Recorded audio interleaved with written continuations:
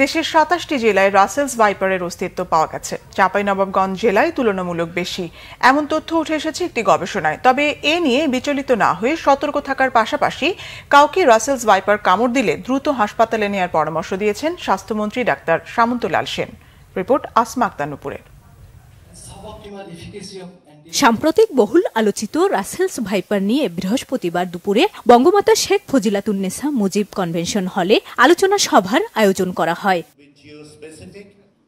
আলোচনায় উঠে আসে রাসেলস ভাইপার সহ অন্যান্য সাপ ধ্বংসের কুফল।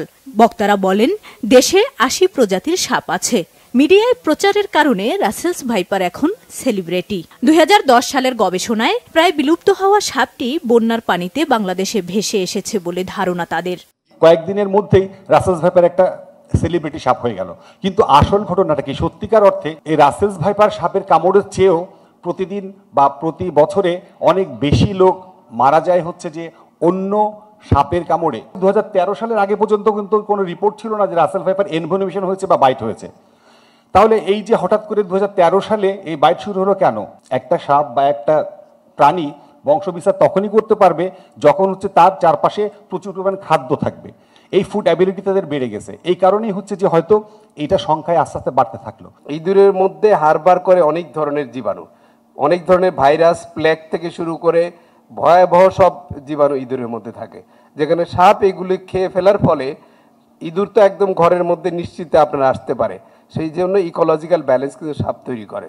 সাপের বিরুদ্ধে বিপ্লব না করে আমরা মনে হয় যথাযথ চিকিৎসা ব্যবস্থাটা আমরা পৌঁছে দিয়েছি। প্রত্যেকটা উপজেলায় অ্যান্টিভেনম অ্যাভেলেবল করা হয়েছে এবং উপজেলা পর্যায়ে মেডিসিন বিশেষজ্ঞরা যথাযথ চিকিৎসা দিতে পারেন। সিমটোমেটিক এবং সাপোর্টিভ ট্রিটমেন্ট তারা দিচ্ছেন।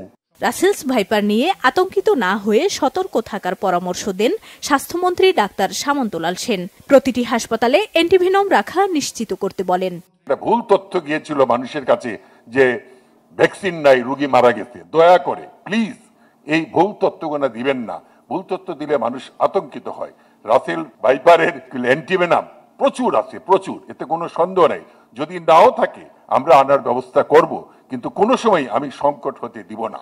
দেশে অ্যান্টিভেনম তৈরির আহ্বান জানিয়েছেন সংশ্লিষ্টরা। আসমা আক্তার নুপুর, বাংলা ভিশন, ঢাকা।